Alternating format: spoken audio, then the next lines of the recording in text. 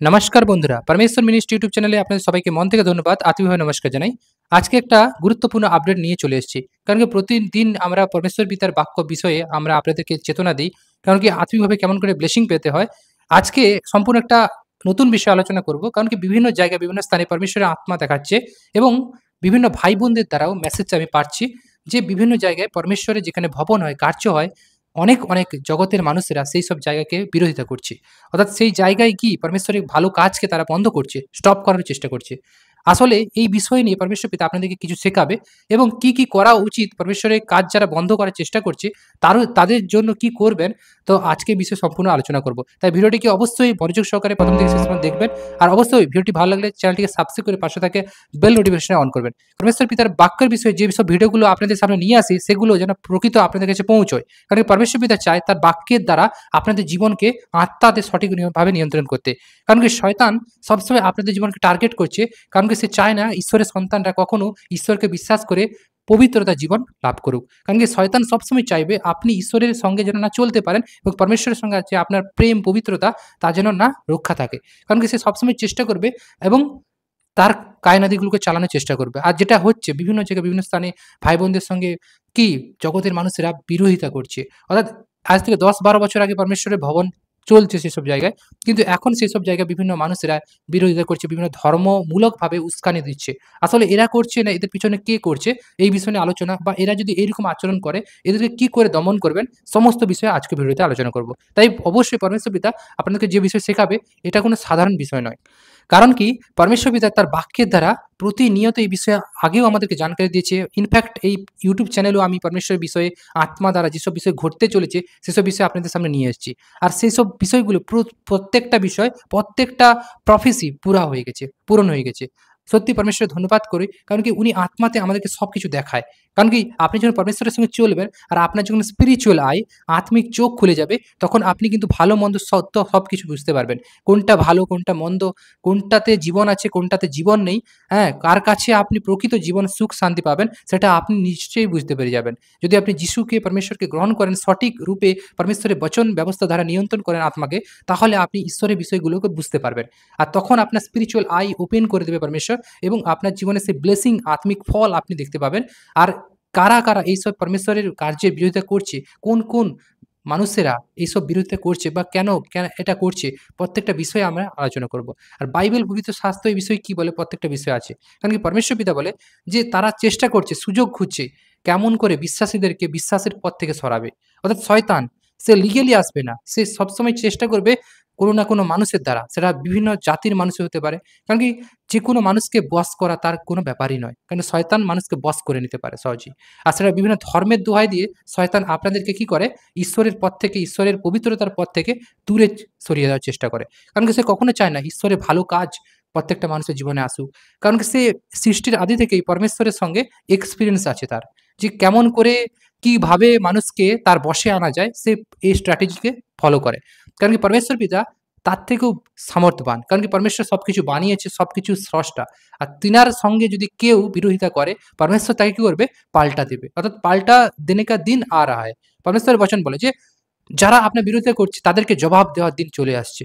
আর যখন দেখবেন আপনার বিরোধিতা করছে তার মানে আপনি সঠিক পথে এগোচ্ছেন। অর্থাৎ পরমেশ্বরের বচন অনুসারে যখন আপনি বিশ্বাসী হয়েছেন, আজ ১০-১২ বছর ধরে আপনাদের বাড়িতে ভবন হচ্ছে, অনেক ভাই বোনদের বাড়িতে। তো তারা বলে যে আমাদের বাড়িতে ১০-১২ বছর ভবন হচ্ছে, কেউ কোনোদিন প্রতিবাদ করেনি। আজকে হঠাৎ মানুষেরা এসে ঈশ্বরের অর্থাৎ পরমেশ্বরের ভালো কাজ ভবনকে বন্ধ করার চেষ্টা করছে এবং কি সেটা ধর্মের দোহাই দিয়ে। কোনো জায়গায় লেখা নেই যিশুকে যে বিশ্বাস করে সে খ্রিস্টান হয়ে যায়। যিশুকে যে বিশ্বাস করে সে কখনো খ্রিস্টান হয়ে যায়নি। খ্রিস্টান ধর্ম অনুসারে যদি আপনি চলেন সেটা আলাদা বিষয় আছে। কারণ কি পরমেশ্বরের কাছে কোনো ধর্ম নেই। পরমেশ্বর কোনো ধর্ম বানায়নি। পরমেশ্বর মানুষ বানিয়েছে। কারণ কি পবিত্র শাস্ত্র বাইবেলে লেখা আছে যে পরমেশ্বর কোনো ধর্ম, জাতপাত মানায়নি। তাহলে তো যদি ধর্ম বানাতো তাহলে আপনার রক্ত এই ধর্মের মানুষের রক্ত লাল, ওই ধর্মের মানুষের রক্ত নীল হতো।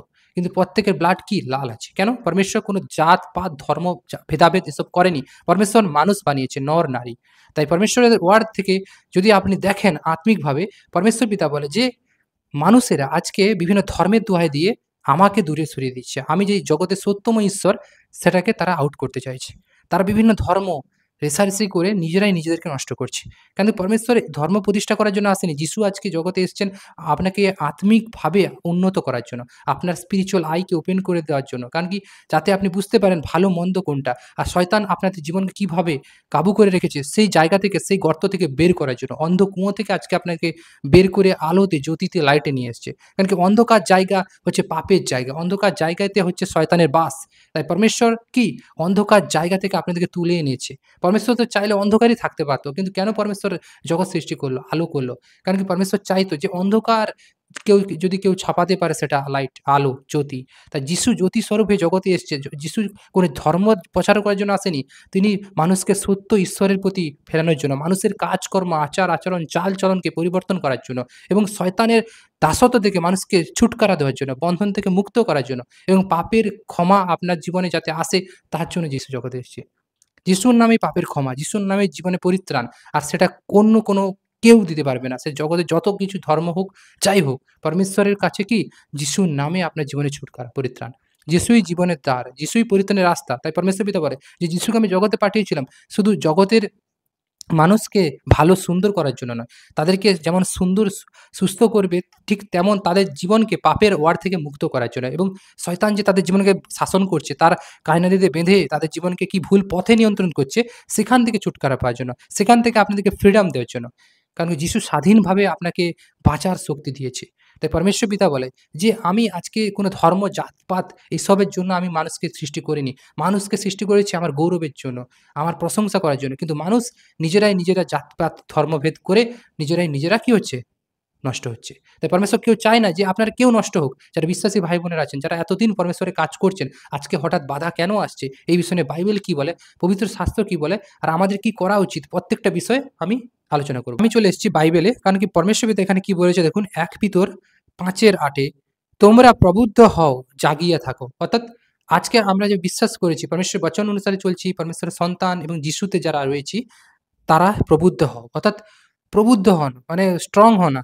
জাগিয়া থাকো, তোমাদের বিপক্ষ দিয়াবল গর্জনকারী সিংহের ন্যায় কাহাকে গ্রাস করিবে তাহার অন্বেষণ বা খোঁজ করিয়া বেড়াইতেছে। অর্থাৎ আমাদের একটাই শত্রু, সেটা কে? শয়তান, লুসিফার। অর্থাৎ পরমেশ্বরের যে শত্রু, আমাদের বিশ্বাসী ভাই-বোনদের শত্রু একজন। কে? সে শয়তান। তাকেও কিন্তু দেখা যায় না। সেও নিরাকার আত্মা। কিন্তু সেও কি করে না? ঈশ্বরের বিরুদ্ধে কাজ করে। যখন দেখবেন আপনার বাড়িতে ভবন বন্ধ করার জন্য বিভিন্ন মানুষেরা ছুটে এসছে, তাদেরকে প্রশ্ন করবেন যে, "আমি যখন অসুস্থ ছিলাম, আমি যখন কি রোগ পীড়িত ছিলাম, এ ডাক্তার ও ডাক্তার করে আমি আমার জীবনকে ব্যয় করেছি, তখন আপনারা কোথায় ছিলেন? তখন আপনারা কেউ কোনোদিন এসে জিজ্ঞাসা করেছিলেন যে কেমন রয়েছি বা আমাদের পরিবারের মানুষেরা কেমন রয়েছে? আজকে যখন সুন্দর আছি, সুস্থ আছি, যিশুতে পরমেশ্বরকে বিশ্বাস করে এবং আমরা আমাদের জীবনে চাঙ্গাই পেয়েছি, অর্থাৎ আমাদের জীবনে কি পুনরুত্থান হয়েছে, নতুন জন্ম হয়েছে, তখন আপনারা এসেছেন ঈশ্বরের কি পরমেশ্বরের ব্যবস্থাকে বন্ধ করে দেওয়ার জন্য আর আপনাদের ব্যবস্থাতে শামিল করার জন্য। কিন্তু আপনাদের ব্যবস্থাতে আমরা আগেই ছিলাম। কিন্তু সেখানে কেন আমরা জীবন পাইনি? কারণ কি? সে ব্যবস্থা রং ছিল। তার পথ, তার ওয়ে কি সম্পূর্ণ ভুল ছিল, ভুলে ভরা। তার জন্য আমরা জীবন পাইনি। যিশুতে পরমেশ্বর পিতাকে গ্রহণ করার পর আমরা সত্য ঈশ্বরকে উপাসনা করছি। কিন্তু এখন আপনারা এসেছেন আমাদের বিরোধিতা করার জন্য, তাই না? তাই পরমেশ্বর পিতা বলে তাদেরকে জবাব দাও। তাদেরকে জিজ্ঞাসা করো যে, "তুমি কি আমার পাপের ক্ষমা অর্থাৎ পাপের ভার নিতে পারবে?" যিশু তোমার পাপের ভার নিয়েছে। তোমার ভুল, জ্ঞানে অজ্ঞানে যে তুমি ভুল করেছো সেগুলো যিশু কি করেছে? নিজে পাপ না করেও পাপের ভার নিয়েছে। জগতের ওদেরকে জিজ্ঞাসা করুন যে, আপনাদের কে আছে যে আমাদের জীবনে পাপের ভার নিতে পারে? যদি আপনারা পাপের ভার নিতে পারেন, যারা বলে সনাতন ধর্ম, ওদেরকে জিজ্ঞাসা করুন যে, "তুমি আমার পাপের ভার নিতে পারবে?" তাহলে আমি যিশুর পথ ছেড়ে দেব। সে কি জবাব দেয় আপনাকে দেখুন। কারণ সে জবাব দেওয়ার মতো কোনো স্পর্ধাই নেই। কারণ পরমেশ্বর বলে, পাপ ক্ষমা একমাত্র পরমেশ্বরের পুত্র মহান যিশু করতে পারে। তাই পাপের ক্ষমা যদি পেতে চান, যিশুকে আগে গ্রহণ করতে হবে মন থেকে। কারণ যিশু কোনো ধর্ম নয়, কোনো জাতির, তিনি ঈশ্বরের পুত্র, গডস সন, সর্বশক্তিমান ঈশ্বরের পুত্র। তাই পরমেশ্বরের পুত্রের কাছে সবকিছু পাওয়ার আছে, ক্ষমতা, সামর্থ্য আছে। পরমেশ্বর বলে যে, "আমার কাছে সবকিছু হাতিয়ার আছে।" তারা যখন তোমার ভবন অর্থাৎ আমার কার্যকে বন্ধ করার চেষ্টা করে, এই কার্য যখন আমি শুরু করি আর বন্ধ করার ক্ষমতা কে রাখে? কারণ পরমেশ্বর পিতার কাছে সবকিছুর পাওয়ার আছে, হাতিয়ার আছে, সামর্থ্য আছে। সবকিছুর কি আছে? হাতিয়ার আছে। সবকিছুর আছে। ওরা যখন পরমেশ্বরের বিরুদ্ধে বিরোধিতা করবে, ঈশ্বরের বাক্যকে বন্ধ করবে, তখন আপনারা ঈশ্বরের কাছে প্রার্থনা করুন। পরমেশ্বর আপনাদেরকে হাতিয়ার দেবে। আজকে পরমেশ্বর পিতা হাতিয়ার দিয়ে দিয়েছে। কারণ এর আগের ভিডিওতে আমি বলেছিলাম যে পরমেশ্বর পিতা কি? আপনাদের জন্য একটা সুন্দর একটা নিউজ নিয়ে আসবে। অর্থাৎ একটা হেল্পলাইন চালু করেছে, যে হেল্পলাইনে আপনারা ফোন করলে পরমেশ্বরের কার্যে যারা বাধা দিচ্ছে, যারা আমাদের খ্রিস্টীয় ভাই-বোন আছেন, যারা ঈশ্বরের সন্তান রয়েছেন, তাদের যদি কোনো প্রার্থনা সভাস্থলে বা বাড়িতে যে আচানক কোনো জগতের সংসারে কোনো ধর্মের মানুষেরা হামলা করে, আচানক কোনো কিছু ঈশ্বরের বিরোধিতা করা শুরু করে, নিন্দা করে, আপনাদেরকে কোনো মারধর করার চেষ্টা করে, তাহলে অবিলম্বে আপনারা অর্থাৎ পরমেশ্বরের যে হেল্পলাইন আছে, সেই হেল্পলাইনে কল করতে পারেন। তাতে লিগ্যালি আইন আছে। ভারতীয় সংবিধানের ২৫ নম্বর ২৮ নম্বর ধারাতে স্পষ্ট লেখা আছে।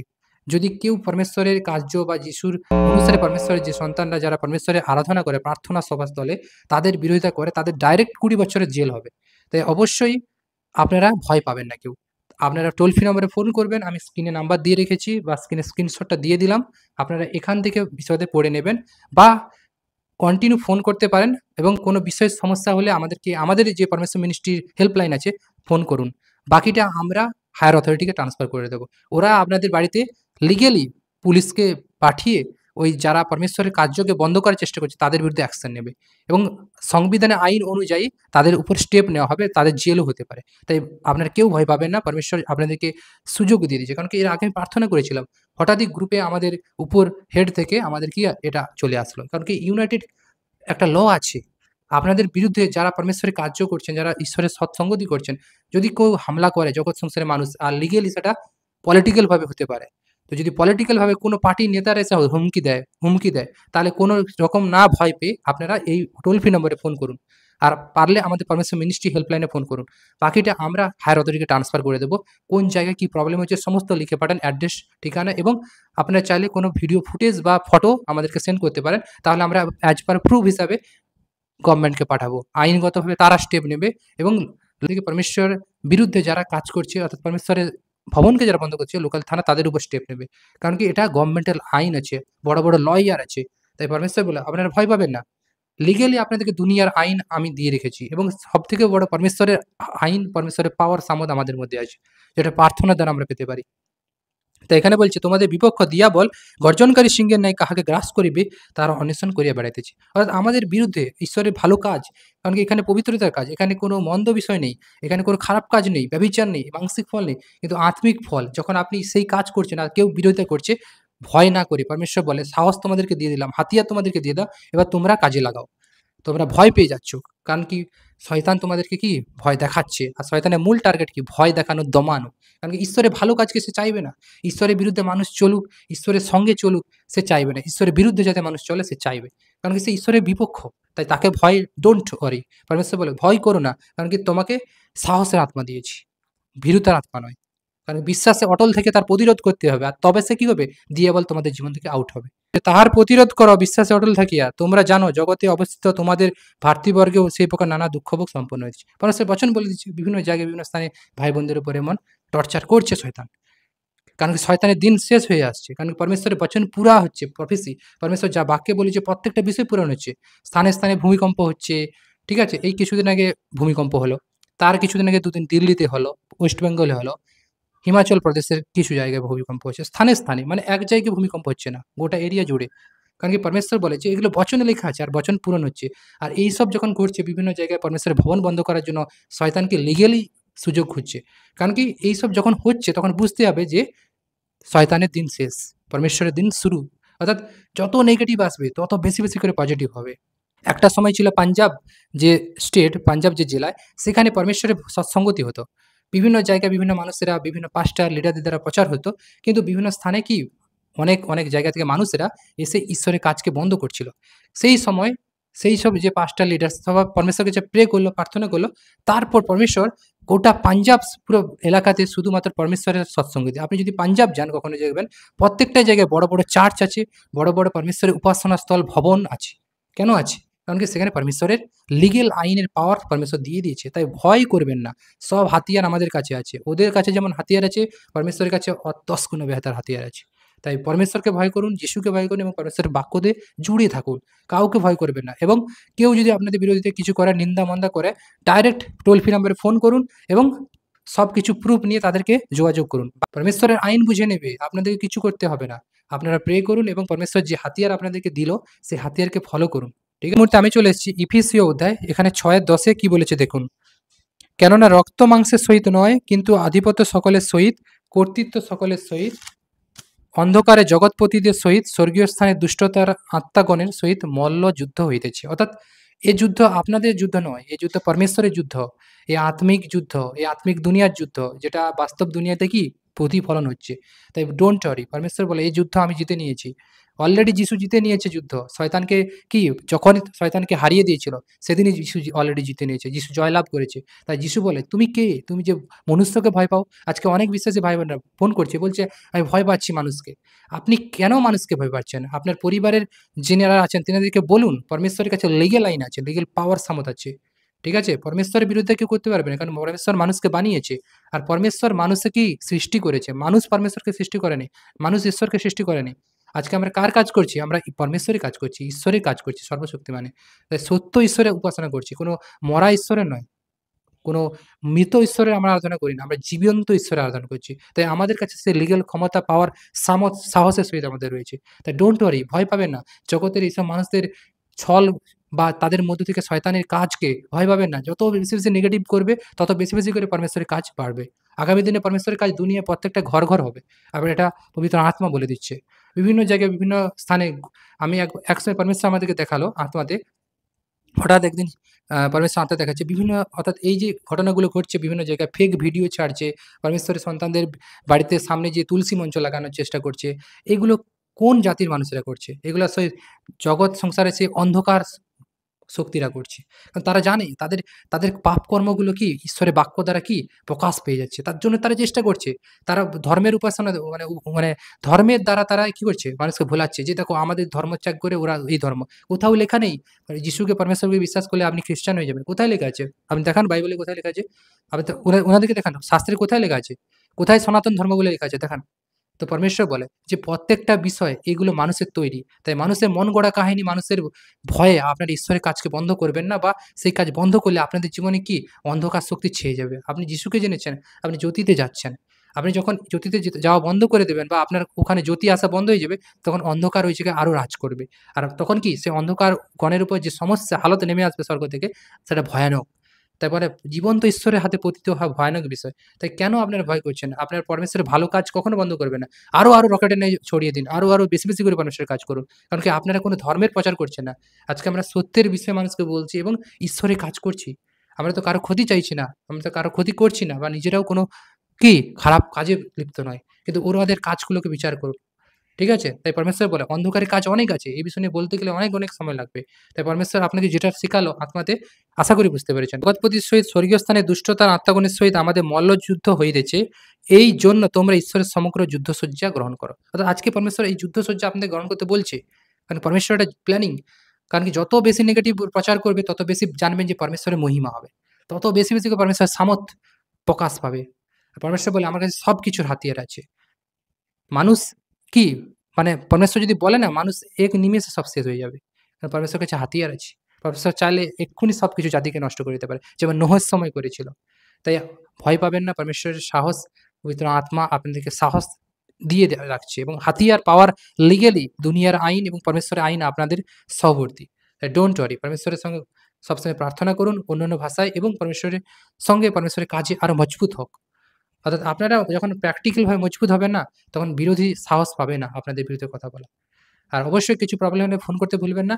আর পরমেশ্বর মিনিস্ট্রি ইউটিউব চ্যানেলকে ফলো করুন। আর পরমেশ্বর পিতার কাজের জন্য আরো, আরো বিষয় আমরা আগামী দিনে নিয়ে আসবো। তো ধন্যবাদ পরমেশ্বর, ধন্যবাদ মহান যিশুস। আমেন।